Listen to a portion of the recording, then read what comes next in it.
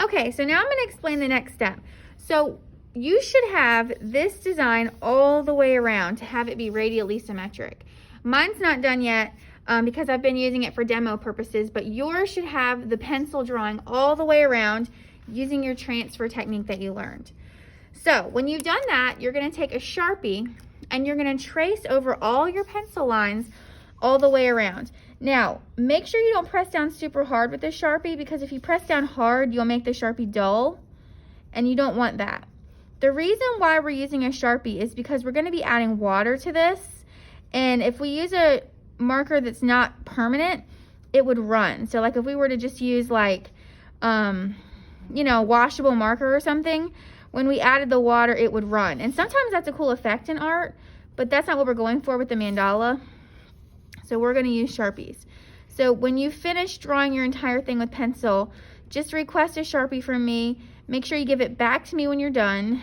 And you're going to go around and trace your entire thing with Sharpie. I'll do 2 just for the sake of the demo. Okay? Now, what we're going to be coloring this in with is watercolor pencils. So watercolor pencils are really, really cool. They look just like colored pencils, but they function a little bit differently. They are water soluble, which means that when you add water to them, they are going to turn into a liquid like a watercolor paint. And to me, they're a really nice combination between watercolor paint because you get a little bit more control, but you still get that nice smooth coverage. So you would color your entire thing in Sharpie before you moved on. And I have switched out at your tables. These used to be full of regular colored pencils. Now they're full of watercolor pencils. So even though I switched them, you want to double check because you don't want to accidentally be using a colored pencil. So when you get out a color to use, make sure that it has the little paintbrush on it and it says watercolor. Okay, always double check. Even though I've switched it, I make mistakes, I'm human, okay? So let me show you really quickly how this works, and then I'll show you how you do it on your mandala. So this is just a scrap piece of paper, and if you would like a scrap piece of paper, you can ask me for one, or you could do it in your sketchbook. So I'm just drawing myself a little shape to practice with. And what you're going to do is you're going to color with the watercolor pencil. Now, if you push down hard, you're going to get a lot of color on your paper, and it's going to be a little bit darker.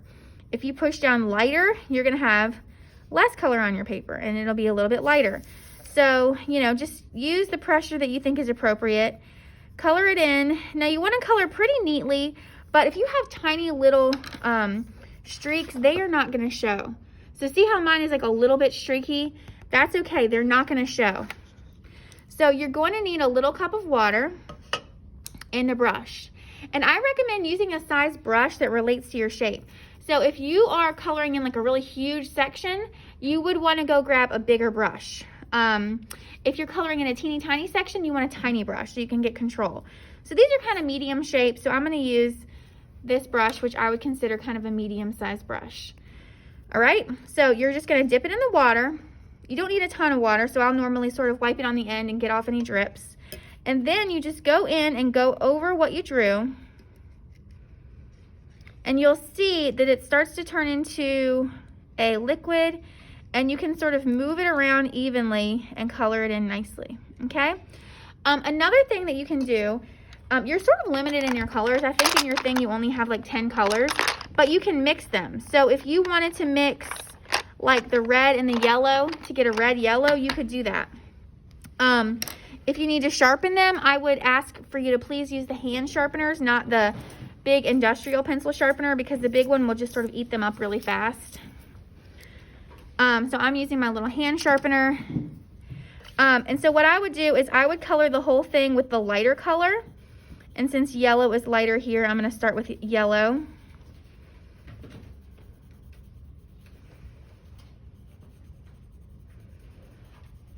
And then go into the darker color, which in my case is orange.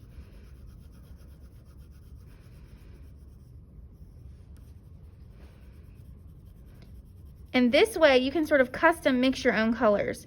So if there's a color that you want that's not in your set, you can sort of mix it yourself. Now you could keep layering this if you want. I could add another layer of yellow, another layer of orange, but I'm going to stop here. And you want to make sure that you sort of go round and round and mix these colors up really good in your shape. But you can see that they do mix pretty seamlessly. You're sort of massaging them in with your brush. And now I've made my own like orangey yellow color, which is really pretty, okay?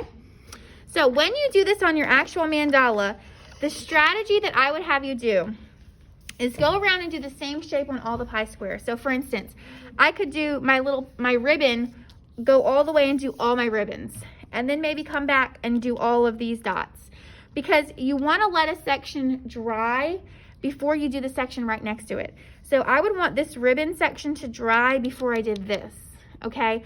Otherwise, the colors could bleed into each other and it will look messy. So you would want to let this all the way dry, then do this. If you did these, you would want to let these all the way dry and then do this part, okay?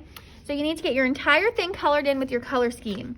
If you're not 100% sure what color scheme you want to use yet, you can experiment again on a separate sheet of paper. And so maybe I like this pink, maybe I like this yellow-orange, maybe I also do a red-orange, and then maybe I also do a red. So it's up to you, but make sure you know your color scheme before you start painting. That way it looks cohesive and planned out, okay? And it gives the mood that you want it to give, all right? Are there any questions? No questions? All right, well, if there's no questions, go ahead and start working. If you need water, I will bring it to you. And if you need a little sharpener, there should be one in your caddy, but if there's not, I'll bring you one.